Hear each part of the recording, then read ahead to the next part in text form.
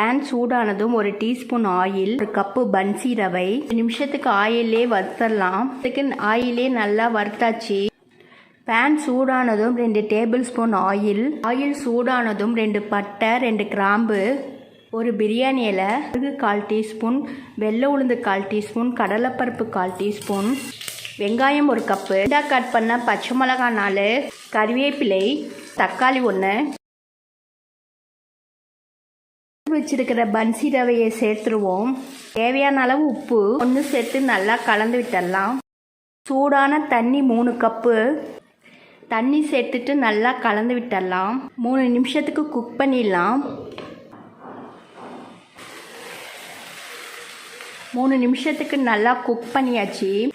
பன்சி ரவை உப்புமா ரெடி ஆயிடுச்சு. இது போல் ட்ரை பண்ணி பாருங்கள். தேங்க்யூ.